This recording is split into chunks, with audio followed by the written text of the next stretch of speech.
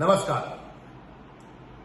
महिलाओं पर हो रहे अत्याचार या महिलाओं के खिलाफ जो अपराध होते हैं उसको लेकर के कौन सी सरकार, क्या नरेंद्र मोदी सरकार या ममता बनर्जी की सरकार गंभीर है या सिर्फ खोखलेबाजी और पॉलिटिकल ईगो क्लैश के चलते इस जघन्य अपराध को भी ठंडे बस्ते में डाल दिया जाएगा।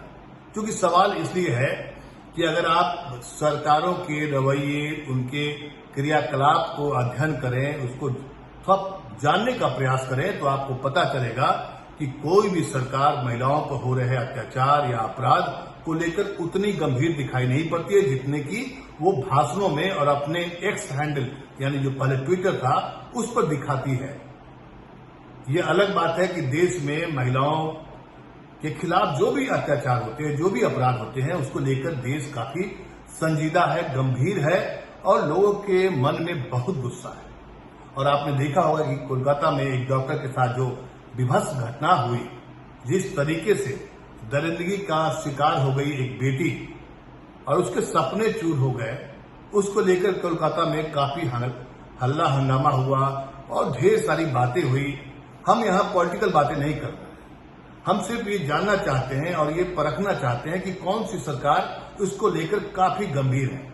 क्योंकि पश्चिम बंगाल में महिला ही एक मुख्यमंत्री है, जाहिर सी बात है लोगों का सवाल, लोगों का गुस्सा उन पर उतरेगा ही और उतरना भी चाहिए, चाहे वो सरकार का मुखिया कोई भी हो। लेकिन आपको जानकर ये भी हैरानी होगी कि ममता बनर्जी ने प्रधानमंत्री श्री नरेंद्र मोदी जी को दो पत्र लिखा है कि एक ऐसा ठोस कानून बनाया जाए जिसको लेकर के महिला अपराध में कमी हो या जो समाज के लोगों को जो चिंता है वो दूर हो। और आपको जानकर यह भी हैरानी होगी कि एक मुख्यमंत्री प्रधानमंत्री को पत्र लिखती है, पत्र का कोई रिस्पांस नहीं आता है, वो फिर दोबारा पत्र लिखती है और उसका भी रिस्पांस आने की उम्मीद नहीं है, इसलिए उस पत्र को सार्वजनिक करती है कि हाँ हमने ये पत्र लिखा है। और पत्र में जो बातें हैं वो बहुत ही गंभीर बातें हैं। ऐसा लगता है कि ममता बनर्जी एकदम पूरी तरह से आश्वस्त है और उनकी दिली इच्छा है कि महिलाओं पर जो हो रहे हैं अत्याचार या जो भी अपराध हो रहे हैं उस पर रोकथाम लगे। उनके पत्र से तो यही लगता है।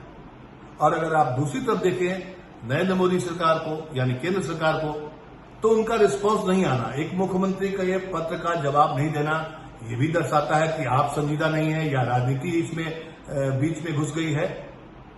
तो जी हां, राजनीति घुस गई है हर मामलों में और यही वजह है कि महिलाओं पर जो अपराध हो रहे हैं, महिलाओं पर जो अत्याचार हो रहे हैं, लड़कियों के साथ में जो छेड़खानी होती है, रेप होती है, तमाम तरह की जो गंदगी आप समाज में देखने को मिल रहा है उसको लेकर कोई भी सरकार संजीदा नहीं है। सिर्फ हवाई बयानबाजी है। और जब अपने पर आती है, मतलब अगर जिस स्टेट में हो गया, ममता बनर्जी के स्टेट में आज एक लड़की का विभत्स जो घटना घटी है जिसे पूरा देश उबाल है, तो वो गंभीर दिखाई पड़ रही है। लेकिन जैसे ही वो इसका ठीकरा मतलब ये हुआ कि उन्होंने एक पत्र लिखा प्रधानमंत्री मोदी को कि आइए इस पर कुछ ठोस पहल की जाए, आप एक टास्क फोर्स बनाइए, आप कुछ पहल करिए ताकि महिलाओं पर जो अपराध होते हैं उसको तय समय सीमा के आधार पर उसको हम सजा दिलवा सके। तो प्रधानमंत्री नरेंद्र मोदी जी की सरकार जो है चुप है। लेकिन आप नेशनल मीडिया में देखिए तो कोलकाता की घटना को लेकर के खूब हल्ला हंगामा हो रहा है। लेकिन इस हल्ला हंगामा के बीच में एक मुख्यमंत्री के पत्र का भी मजमून समझना चाहिए और लोगों को मालूम होना चाहिए कि एक महिला मुख्यमंत्री अपने स्टेट में जो महिला अपराध हुआ है हाल में, उसके बाद उनका क्या रवैया है और क्या उनके पत्र पर गंभीरता पूर्वक मोदी सरकार को सोचना नहीं चाहिए और क्या ये खबर मीडिया को नहीं बताई जानी चाहिए कि पश्चिम बंगाल की सरकार क्या कर रही है। लेकिन मीडिया भी राजनीति में घुसी हुई है, मीडिया को मजा आ रहा है, एक जगह की घटना को दिखाएगी, दूसरी जगह की घटना को छुपाएगी।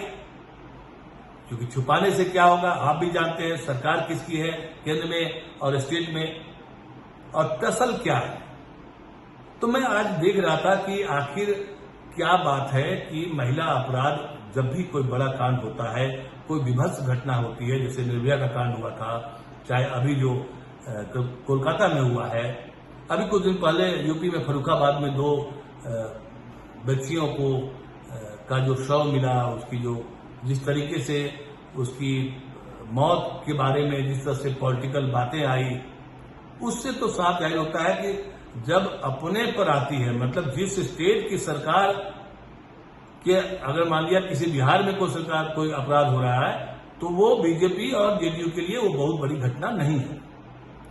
लेकिन यही घटना अगर बंगाल में होगी तो वो उनके लिए, बीजेपी के लिए बड़ी घटना है।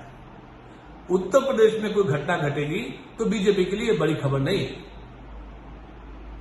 अब समझिए इस बात को, अगर हर मामले में राजनीति घुस जाए और राजनीति होने लगे तो फिर क्या होगा, फिर कौन संभालेगा? क्योंकि नीति नियंत्रक बने हुए हैं यही राजनेता लोग, यही सरकार में बैठे होते हैं, और जब अपने ऊपर आती है तो फिर मामला जस का तस हो जाता है।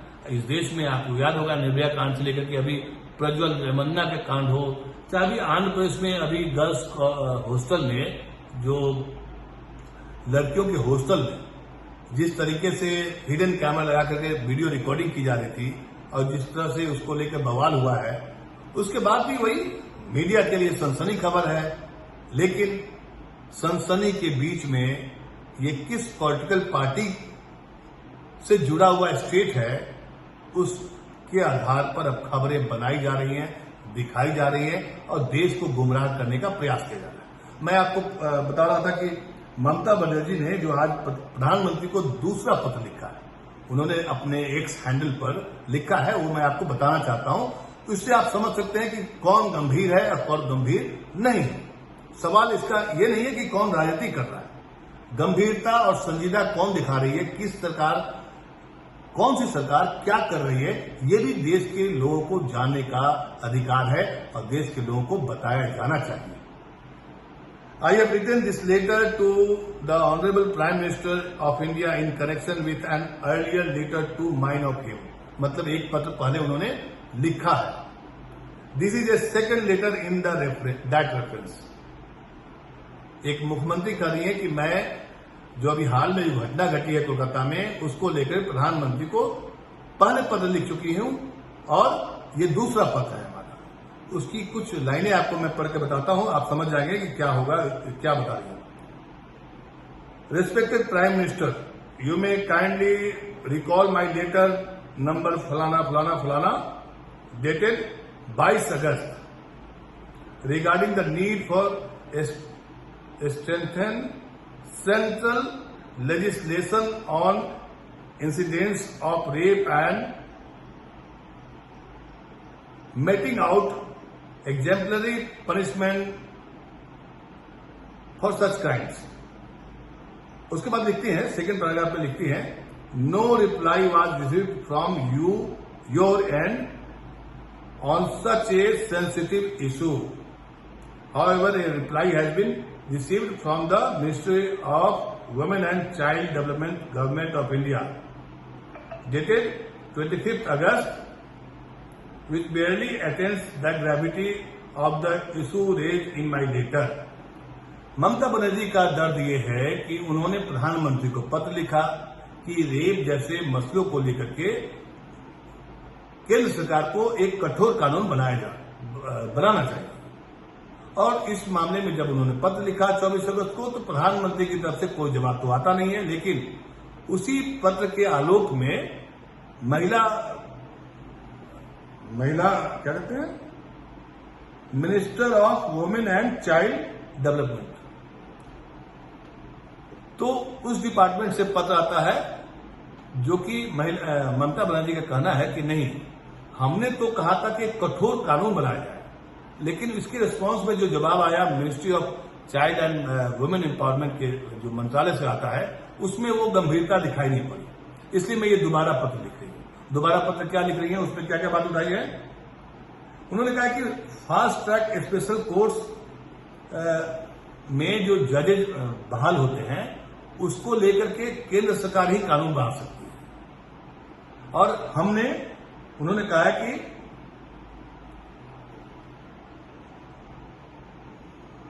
ममता बनर्जी क्या अपनी बारे में बता रही हैं उसको भी सुनना जरूरी है।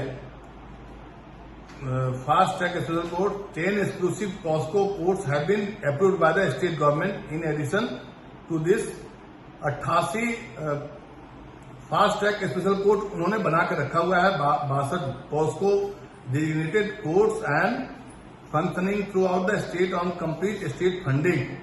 हम अपने स्टेट फंड से फास्ट ट्रैक कोर्ट भी बना चुके हैं। POSCO के मामले की सुनवाई के लिए भी कम से कम 62 ऐसे बना दिया है point.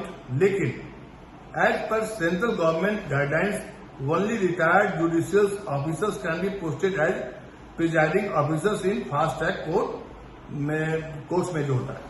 But honourable high court has observe that in view of the severity of the case, permanent judicial officers need to be posted. This required exemption at the level of Government of India and suitable action thereafter for which your intervention would be necessary। कहने का मतलब है कि उन्होंने कहा है कि high court ही वो प्रिजाइडिंग अफसर को रखती है। किसमें? फास्ट ट्रैक कोर्ट में। फास्ट ट्रैक कोर्ट किस लिए बनाया जाता है? रेप जैसे मामलों को तुरंत सुनवाई हो, तुरंत सजा हो। हमने सब कुछ कर लिया है, लेकिन इस मामले में केंद्र सरकार को ही एक कानून बनाना पड़ेगा, उसमें दखल देनी पड़ेगी, उसमें पहल करनी पड़ेगी। इसी को लेकर ममता बनर्जी ने दूसरा पत्र लिखा है। अब पत्र लिखा है, आज ही लिखा है। पत्र में तारीख है 29 अगस्त 2024। 29 अगस्त 2024। और I hope that this matter would receive a very considered attention at your kind and in the interest of our society at large। समाज के व्यापक हित में आप इस पत्र पर विचार करेंगे और जल्द से जल्द निर्णय लेंगे। तो एक मुख्यमंत्री ने प्रधानमंत्री को पत्र लिखा, प्रधानमंत्री ने कोई जवाब नहीं दिया। मुख्यमंत्री चाहती है कि फास्ट ट्रैक कोर्ट जो हमने बनाया है, जो स्टेट फंड से बना है, पश्चिम बंगाल सरकार ने बनाई है, उसमें जजेस नियुक्त हो जाए, उसके लिए कोई कानून हो जाए। क्योंकि हाई कोर्ट कहता है कि इतने संजीदा कानून, इतने ज्यादा फास्ट ट्रैक कोर्ट के लिए जब तक केंद्र सरकार नहीं पहल करेगा ये संभव नहीं है। तो आप समझिए कि राजनीति के लड़ाई में महिला अधिकार और बच्चों के साथ होने वाले रेप या कोई भी जघन्य अपराध, ये सब खोखले दावे मीडिया की हेडलाइंस बनकर रह जाती है और फिर कोई एक लड़की, कोई एक महिला शिकार हो जाती है और फिर समाज देखते रह जाता है कि आखिर हो क्या रहा है। फिर हम लोग चर्चा करते हैं कि आखिर कौन देखेगा, कौन सुनेगा, कौन कार्रवाई करेगा, किसके हाथ में है ये। क्योंकि जब आप लोकसभा में और राज्यसभा में, जब संसद में जब कार्रवाई होती है, तो हम लोग पॉलिटिकल मामलों को लेकर खूब सुनते हैं, समझते हैं, प्रयास करते हैं। लेकिन सामाजिक बुराई जैसे रेप है, बच्चों के साथ में जो अपराध होते हैं, इसको लेकर सरकारें सिर्फ मीडिया हेडलाइंस बनाने के लिए मैटर दे देती है पत्रकारों के, उसके बाद उनका काम खत्म। अगर मीडिया हेडलाइंस में कोई सरकार नप गई, मतलब फंस गई, तो समझिए कि हम जीत गए। यही सिर्फ नैरेटिव बनाने के चक्कर में हमारे देश की आधी आबादी भयभीत है, संशय की स्थिति में है हमारा समाज, हम और आप। क्योंकि हमारी बेटियां, हमारी बहनें सड़क पर चलती हैं। नेताओं के और अफसरों की बेटियां सड़क पर ऐसे नहीं घुमा करती हैं, उनके साथ सिक्योरिटी गार्ड होता है, उनके पास सुविधाएं होती हैं, उनके बाल बच्चे विदेश पढ़ा करते हैं। हमारे बाल बच्चे, आपके बाल बच्चे नहीं पढ़ते। इसलिए समझने की जरूरत यह है कि हमारे देश में सिस्टम मतलब सरकार होता है। तो जब कोसने की बारी आती है, जब बीजेपी स्टेट की जब बारी आती है, तो मीडिया वाले कहते हैं सिस्टम खराब है।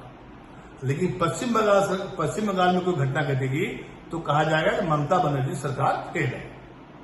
यही समझने की जरूरत है और यही समझने की जरूरत है और सरकारों को सचेत रहने की जरूरत है, क्योंकि सरकारों की मनमानी बहुत दिन चलने वाली नहीं है।